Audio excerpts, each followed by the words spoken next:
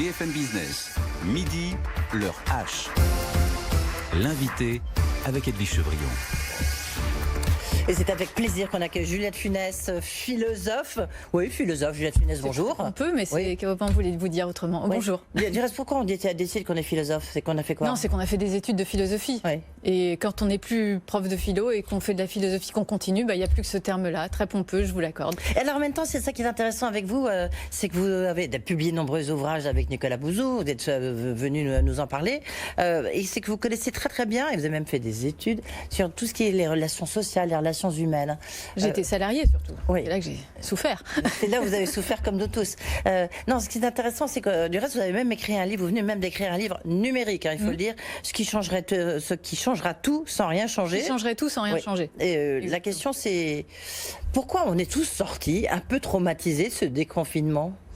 Ah, de ce déconfinement? Déconfinement. Non, le confinement, les gens l'ont pu... Enfin, ça dépend, mais les gens étaient un peu traumatisés. 2 tiers des personnes ont été traumatisées par le confinement. Oui. Et après, le déconfinement n'est pas un retour à la norme. Donc effectivement, c'est très instable encore comme période. Moi, je trouve que les gens fragilisés par le déconfinement. Mais il y a quand même un regain de liberté, il y a un enthousiasme. On voit les gens sur les terrasses, dans les parcs, ça va quand même un peu mieux qu'en temps de confinement. Mais effectivement, c'est pas stable comme période, c'est pas serein. On sait pas du tout... Enfin, on sait que les prochains mois vont être catastrophiques du point de vue économique et social.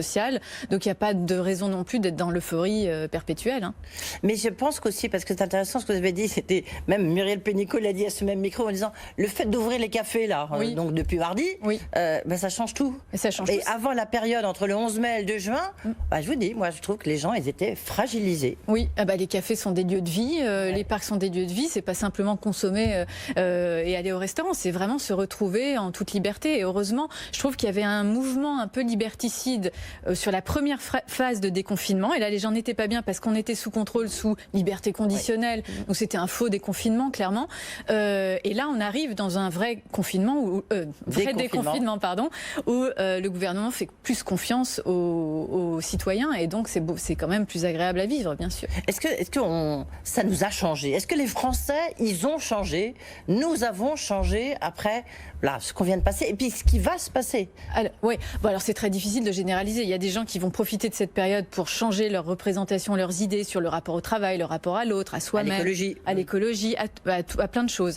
Il y en a d'autres qui ne changeront absolument pas et qui retourneront dans leur routine qui leur convenait peut-être et qui leur conviendra certainement. Donc c'est très difficile de généraliser. En revanche, il y a des choses qui ont déjà changé. Dans le travail quotidien des salariés, ça y est, ça a déjà changé. Si je prends le télétravail, c'est un exemple flagrant. Donc les hypothèses comme quoi, vous savez, c'était un peu le match durant le confinement, tout changera, rien ne changera.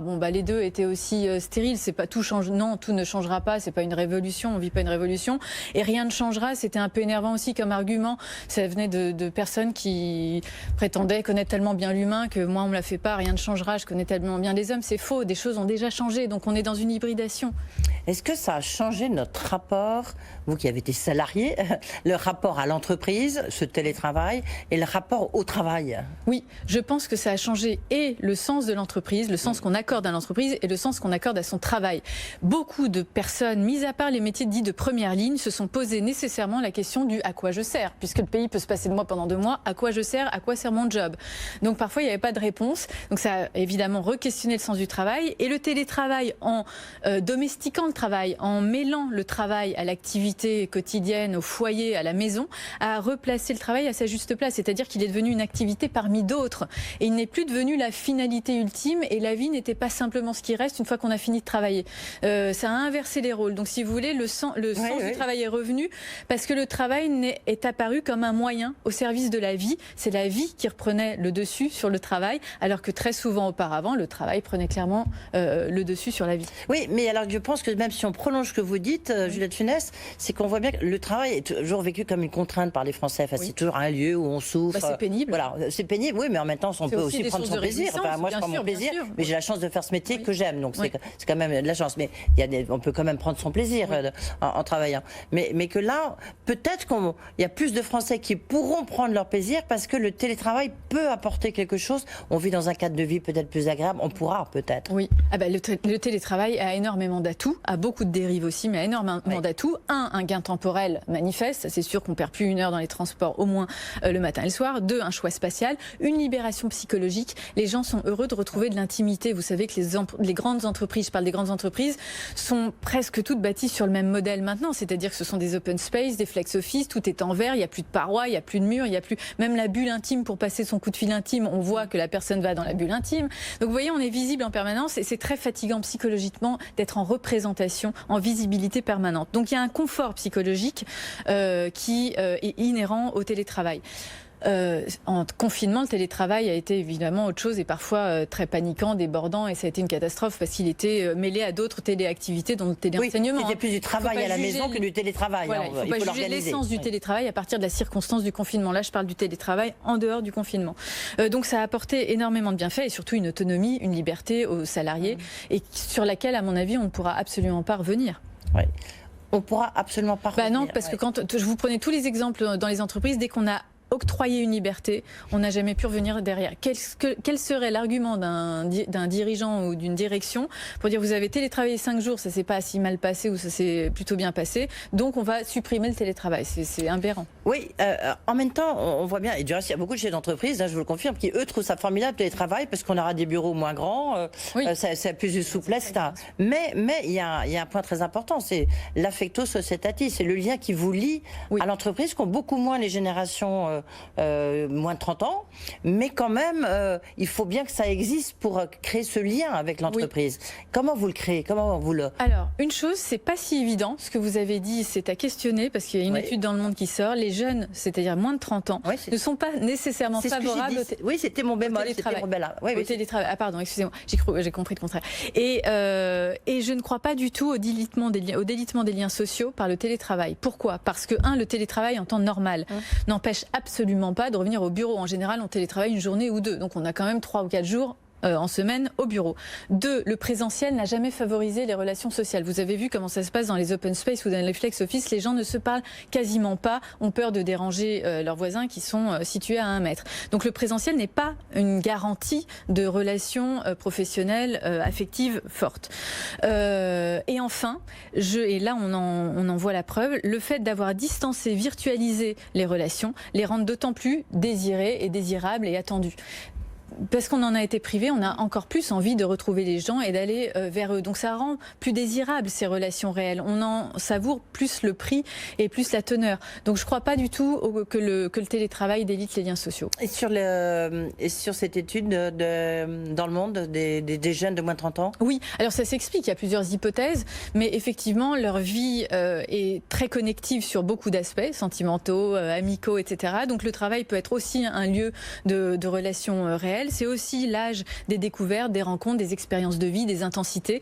Malgré tout, derrière l'écran, on ne peut pas faire autant de rencontres, c'est beaucoup moins ouvert comme relationnel. Évidemment, c'est très restreint. Donc il y a plein d'explications qui montrent qu'effectivement, à cette période de vie, en dessous de 30 ans, on est plus dans l'attrait des relations réelles et des découvertes réelles et des intensités de vie que, effectivement, derrière des écrans, comme ils le sont déjà beaucoup. Est-ce que vous croyez, Juliette Funès, qu'il y aura monde d'avant, monde d'après? Vous y croyez à cette rupture?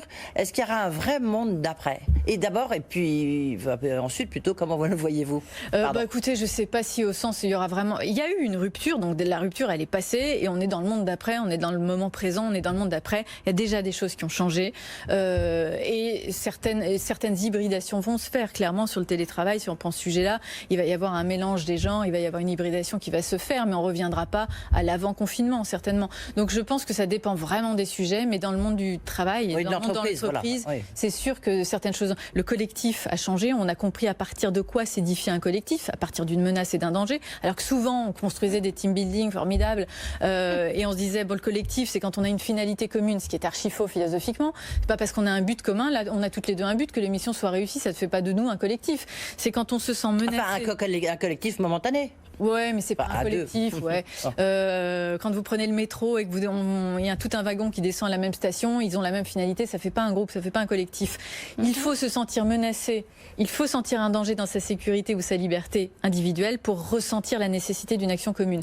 Les process se sont assouplis dans beaucoup d'organisations, dans des banques, dans des sociétés d'informatique, dans des chaînes d'hôtellerie. Vous avez vu à quel point ça s'est assoupli, alors que souvent les procédures ankylosaient vraiment les collaborateurs. Je dis pas encore que c'est la panacée, mais il y a eu un peu de jeu mais il y a un autre rapport au temps. Alors, est-ce que ce sera pérenne? Ça, j'en sais rien. Pour certaines personnes, certainement.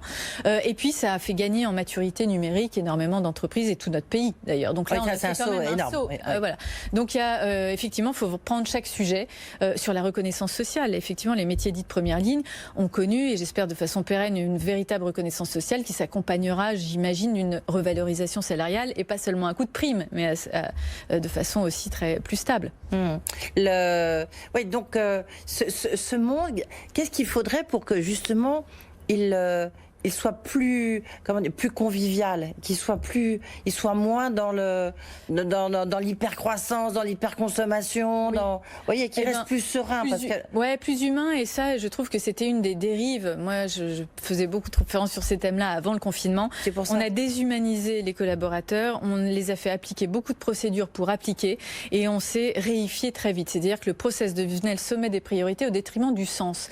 Et on s'est rendu compte, et les entreprises s'en sont rendues compte avant le confinement, qu'elles n'attiraient plus, qu'elles n'arrivaient plus à recruter. Je parle des grandes entreprises principalement, mais c'est aussi vrai des PME. Elles n'arrivaient plus à recruter, à fidéliser notamment les plus jeunes, parce qu'elles ne faisaient pas sens. La performance pour la performance ne motive plus personne. Là où l'entreprise retrouve du sens, et c'est l'énorme paradoxe, et c'est le changement de paradigme, c'est qu'elle retrouve du sens en concédant à ne devenir qu'un moyen au service d'une raison d'être plus grande que la performance financière. C'est quand l'entreprise répond à une raison sociale, sociétale, environnementale, peu importe la finalité, mais qu'elle contribue à quelque chose de plus grand qu'elle, que les gens ont envie de travailler pour cette boîte. En se disant, si je vais bosser dans cette boîte-là, je contribue à quelque chose qui est utile pour le monde, pour la société, pour ce que vous voulez. Mais la performance pour la performance, qui faisait sens pour ma génération, j'ai 40 ans, rentrer dans un grand groupe, ça suffisait à justifier sa carrière. Maintenant, pour les plus jeunes, plus du tout. Oui. Et c'est tout le problème qu'ont les grands groupes, justement, pour attirer les jeunes, c'est leur démontrer que non, ils sont aussi soucieux de la raison d'être. Et à la limite, c'est ça qu'on met en avant. Alors, il faut se méfier, il y a un peu de marketing parfois, il y a des entreprises beaucoup, mais enfin, c'est normal. Font de la pub sur ces valeurs-là, mais il y en a qui le font réellement, vraiment, et c'est celles-là qui réussissent à recruter, à retenir les collaborateurs. Oui, non, c'est des vrais changements, et il serait très intéressant de regarder ce qui se passe chez Total de ce point de vue-là. On avait cette discussion à Aix, dans le cadre des rencontres économiques d'Aix-en-Provence, où il y avait beaucoup d'étudiants et qui nous ont expliqué, il y a des jeunes qui ont dit, mais pourquoi j'irais bosser chez Total? Et bien, Patrick Pouyanné a bien réfléchi en disant, justement, il faut que nous aider à transformer cette entreprise. C'est très intéressant. Merci beaucoup à vous. Juliette Funès. Rappelez votre livre, moi j'ai peur de le lire à l'envers. Moi aussi, parce que ce qui changerait tout sans rien changer, c'est aux éditions de l'Observatoire. C'est un petit livre numérique qui coûte 1,90 €. Oui, voilà, et on le voit comme ça à l'écran. Et puis j'en profite pour dire que moi j'ai passé un très bon confinement à rire souvent le week-end. À 2h, on avait le droit au film de votre grand-père, Louis de Funès, et on connaît la moindre des répliques, mais au moins c'est amusé. Fait du bien. Merci beaucoup, et en tous les cas, vous viendrez nous voir parce que je pense qu'on aura besoin de vous pour éclairer un peu ce qui se passe. Merci beaucoup. Merci beaucoup.